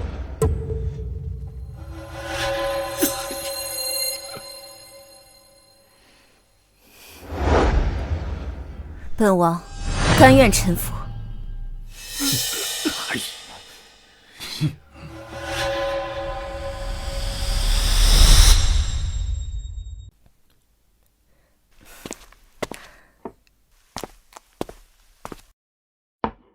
官家，齐国臣服，边患暂解，下一步你有何打算？下一步自然是要继续完善朕绑架全天下的大计，铺铁路、开矿藏、兴工业，让蒸汽机的轰鸣响彻四海，给大钱一个前所未有的盛世。官家宏图，臣妾心驰神往。只是如此变革，必定会触动大多数人的利益，尤其是先太后昔日党羽，守旧勋贵，若日后暗中反扑，对官家不利。怕什么？魏嫣然已在天牢之中，剩下些小鱼小虾难成大器。明枪易躲，暗箭难防，臣妾是怕他们行些阴险刺杀之事。纵有万千险阻，朕一无往矣。只要朕的政令能推行下去，让百姓富足，让大钱强盛，即便朕以身殉国。呸！官家不能说这么不吉利的话。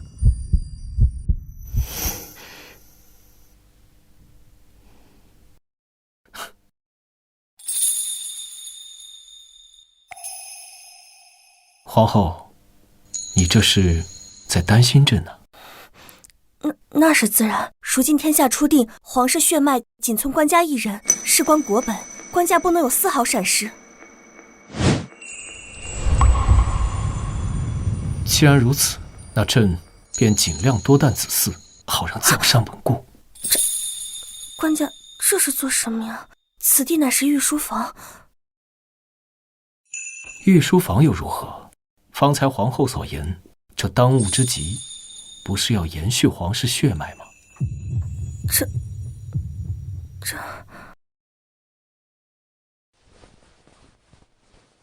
姐夫，不好了，不好了！有人劫狱，救走魏嫣然，投奔金国去了。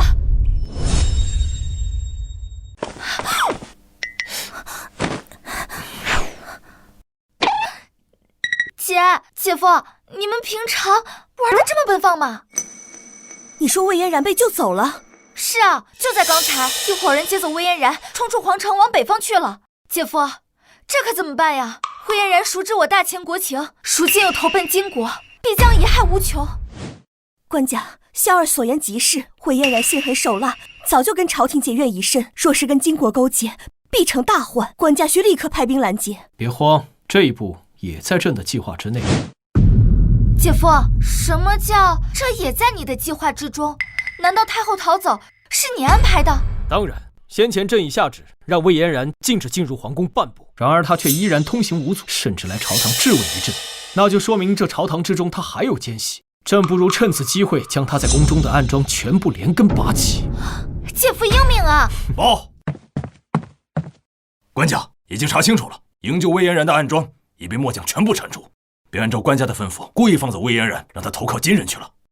纵虎归山，官家这又是何意？如今我大钱已初步掌控诸国的民生命脉，让各国的上层权贵都应有利可图，和我们绑在一起。然而人之本性贪婪而畏威，光给甜头不行，得给些大棒警示一下。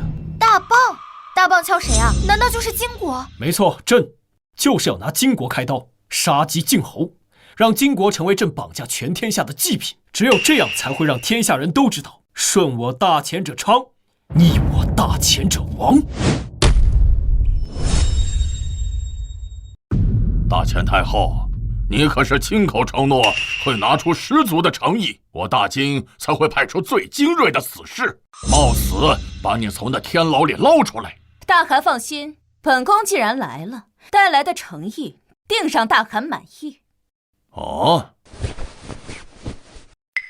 大汗，请看此图，此图乃前国北境以及京畿地区详图，上面标注了主要关隘、兵力部署，以及一条可以绕过所有主要防线，直插中原腹地的密路。密路？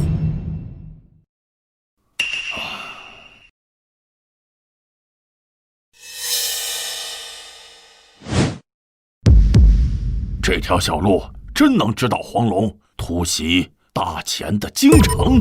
但为保万全，还请大汗先命完颜宗将军大张旗鼓，猛攻据北城。据北城，前国北境的关贸重镇。没错，若是此处遇袭，赵宋必派主要部队北上驰援。届时，中原腹地空虚，大汗再亲率精锐，由我引路，轻装急进，就可一举拿下前国京城。等赵宋的小儿发现中计时，京城已破，大局已定。纵使他再有逆天手段，也回天乏术。大汗，魏太后此计可行。赵宋小儿发现中计之时，京城已破，大局已定。纵使他再有本事，也回天乏术。好，就这么办。即刻点齐兵马，这一次本汗定让大钱举国覆灭。是。赵宋，等大钱灭国之时，本宫定将你碎尸万段。报！完颜谷亲率20万大军奔袭据北城，边关告急，请求朝廷速发援兵。这金人又来，这才安生几日啊？莫非是天要亡我大钱？20万大军，据北城虽坚，恐也难以久守啊！慌什么？金人既敢来，打回去便是。官家，万万不可！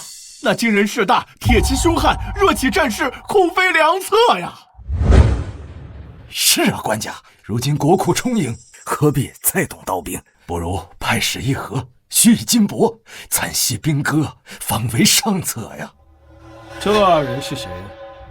官家，这二位是左丞相庄孙和右丞相范坚，乃是先帝特指与官家的辅政帝师。左右丞相，秦松同位的重臣，先前怎么没有见过？官家不认识二位大人，实属正常。毕竟这二位大人可是主和派中的翘楚，当初金兵南下时跑得比谁都快，早早称病去了江南。如今听闻官家励精图治，前几日才有病愈还朝。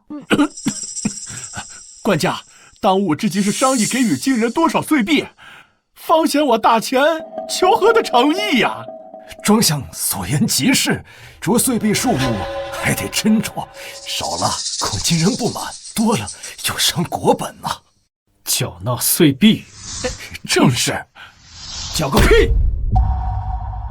金贼狼子野心，屡犯我疆，屠我子民。如今朕富国强兵，正欲雪耻，他们自己送上门来，却是刚好。这一次，朕要将金贼灭国。再言求和者，犹如此竹。官家，京营及周边可用兵马已经清点完毕，共计5万，随时可以开赴据北城。什么？5万？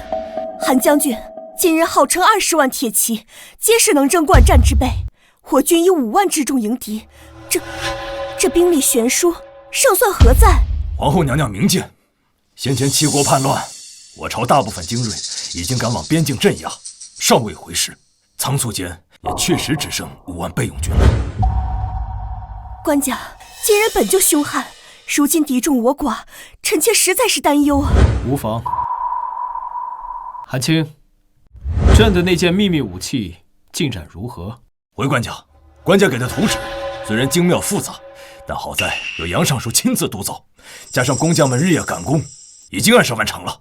好，有这件神兵利器在手，没收20万精兵，便是再来20万，朕又有何惧？此战我大钱必胜。官家，韩非，传朕旨意，此次出征将庄孙、范坚以及所有未战窃敌之臣全部给朕带上，一个都不许漏。诺！朕要让他们看看，这精兵并非洪水猛兽，更要借此一战彻底碾碎这朝中不战而言降的废物，让天下人知道究竟何为天朝上国。犯我大钱者，虽远必诛。诺！官家，若是下定了决心，那本宫也要同去。还有我，还有我，还有我！上下一心，同仇敌忾，我大钱此战必胜。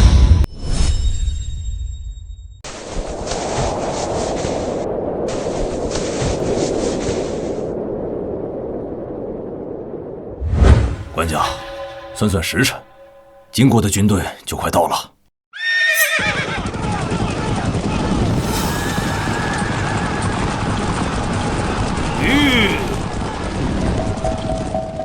城上的可是前国皇帝？既知是朕，尔等还不下马跪拜？跪拜！哈哈哈哈哈哈！赵宋小儿，你死到临头还敢口出狂言！看看我大金雄狮，铁蹄所至，寸草不生。你若识相，就速速打开城门，自负出降。本王说不定会大发慈悲，给你留个全尸。完颜宗，该投降的是你们才对，立刻把魏嫣然交出来，再叫你们大汗亲自来我大前京城，3跪9叩，俯首称臣。届时，朕或可考虑留你金国宗庙不毁。官家，这惊人势大，切不可逞一时口舌之快呀！是啊，官家，我方只有5万人马，怎可挑衅这20万大军呢？好一个不知死活的惶恐小儿，竟敢如此侮辱我大金，亵渎我大汉天威，真是不知死活！赵宋小儿，本王发誓，攻破巨北城后，定要将城内所有人，不管官民，尽数屠戮，筑城清关，给我大金祭旗！官家，这精兵20万，铁骑压境，我军只有5万，你怎能如此迁怒于他？这不是自寻死路吗？是啊，官家，现在撤回方才的话，或许还来得及。现在就应该据城死守，等待各方援军呐，官家。慌什么？为此一战，朕已准备好秘密武器。秘密武器？官家，京军数倍于我们，纵有神兵利器，又怎可敌这20万大军呢？是啊，官家，要不我们现在就撤离，留得青山在，不怕没柴烧。逃？该逃的是他完颜宗。韩青，臣在。速去准备出城迎敌。诺。出城迎敌？官家，你当真吗？官家，不可呀！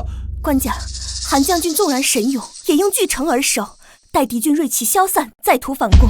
是啊，官家，敌众我寡，出城时无异于以卵击石啊！将军，巨北城门开了，前军似乎要主动出击。嘿嘿嘿，赵宋小儿，你可真是蠢猪投胎，自寻死路！儿郎们，准备杀进巨北城，抢钱、抢粮、抢女人！抢钱、抢粮、抢女人！完了！官家你糊涂呀！慌什么？韩青，人在。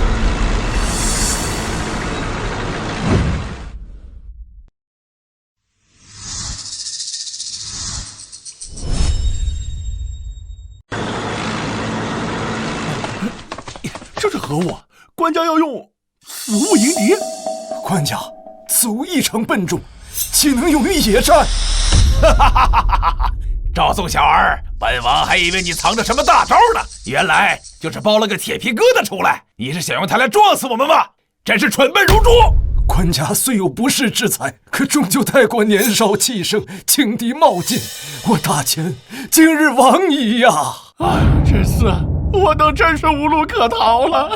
姐夫，说是一会儿您的秘密武器不顶用，我就带家兵死战迎敌。你带着我姐迅速从南门撤离。我杨家世代忠烈，绝不会让官家在此被俘。不可，小妹，我们绝对不会扔下你的。皇后，小姨子，朕知道你们两个姐妹情深，但朕这坦克都开出来了，此战毫无悬念。全军列队，准备跟着我踏平这群不知死活的前人！完了，全完了！看来你们对科技的力量还真是一无所知啊！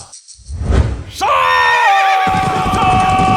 全军听令，人在，开炮！开炮！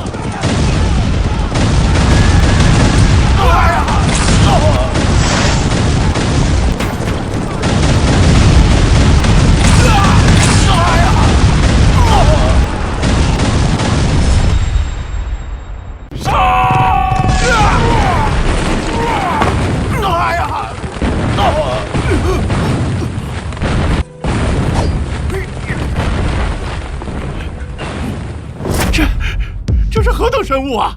官家真乃神人也，这金军又溃败了。姐夫，你这秘密武器也太厉害了吧！看到了吧，金人铁骑在朕面前不过是土鸡瓦狗。姐夫，我也想开一辆试试，我也要去打金镐。胡闹！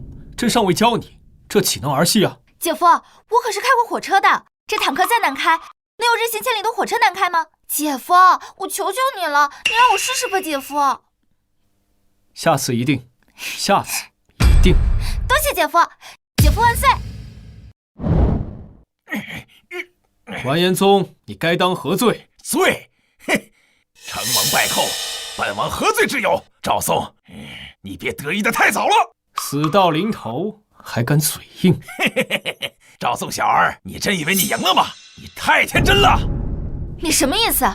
你们中计了！什么？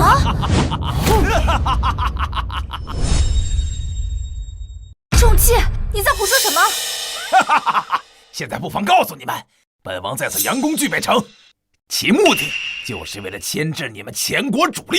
我大金真正的精锐铁浮屠早已由太后引路，大汗率兵绕过关隘密道，直扑你前国京都去了。什么？京都？他们早在10日之前就已出发，如今恐怕明日就兵临城下，而你们经济空虚，群龙无首，如何抵御我大金精锐？届时国都被破，大钱必乱。完了，这京都若失，大钱休矣，大钱休矣呀！官家，快下令回援呐！官家，现在才想班师回朝，晚了！你们从巨北城回到京都，就算日夜兼程，需要多久？恐怕最快也需要半月。到时候，我大金的旗帜早已插满你前国全城。调虎离山，朕早就知道了。你说什么？你知道？若非朕来到此处，他们怎么会倾巢而出，放心大胆去偷袭我的京都呢？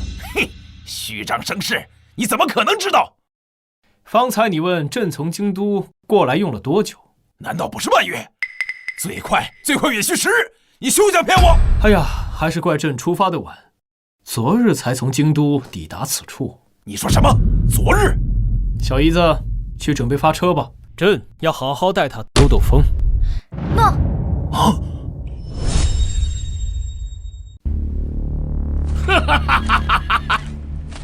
赵宋小儿果然中计，此刻他怕是还在巨北城下，与完颜宗的部队纠缠不休吧？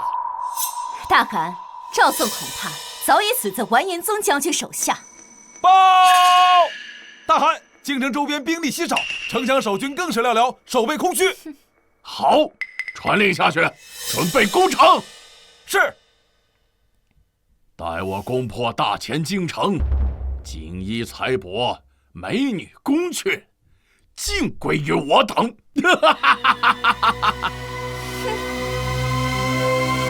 大汗，不要忘了，说是赵宋未死，入主京城后，还需组织军队以逸待劳，伏杀仓皇回援的赵宋等人。那是当然。只要赵宋一死，本韩就彻底拿下这中原的江山。届时，定封你为摄政太后，共享这天下。赵宋，这大前天下本宫得不到，就算毁了也不会让你得到。儿郎们，破城之后3日不封刀，任尔等烧杀掳掠，纵欲妄为。杀！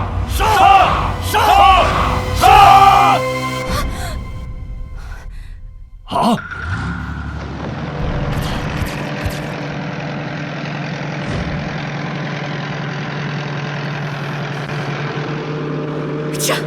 这是怎么来到朕的京都，也不提前打声招呼吗？赵宋！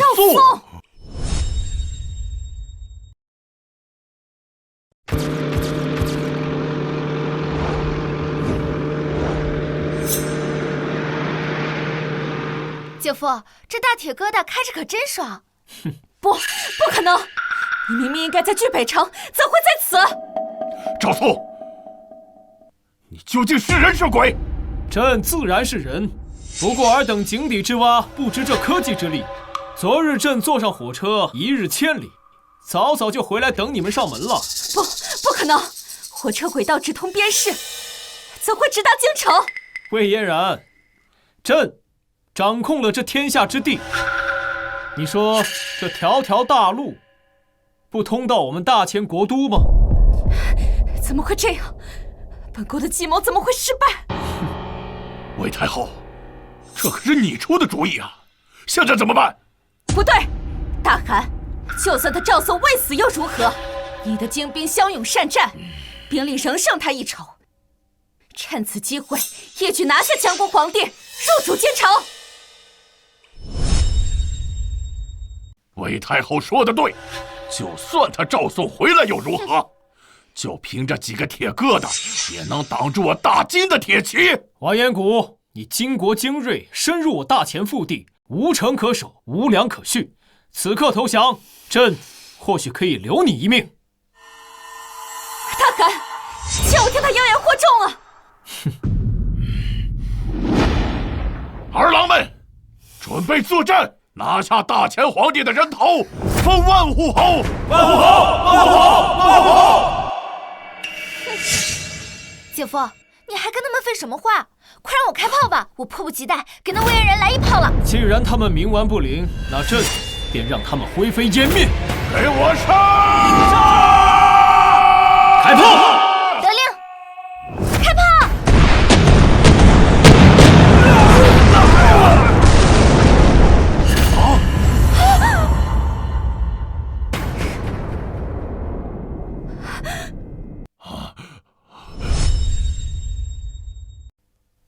魏氏，尔等可知罪？官家饶命啊！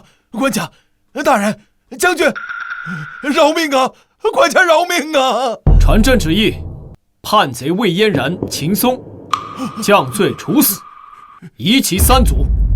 今囚完颜谷、完颜宗，斩首示众，传阅九边，以儆效尤。命其部族勇士向大前称臣纳贡，若有再犯，灭族绝种。诺，把人带下去。官家饶命啊！官家饶命啊！官家饶命啊！官家，叛贼之事已了，现在该论功行赏了。尚书杨震，宫中体国更兼德行高洁，堪称百官表率。即日起擢升为丞相，总领朝政，辅佐朕治理天下。老臣叩谢天恩。将军韩非，臣在。忠勇无双，护驾平叛，屡立战功。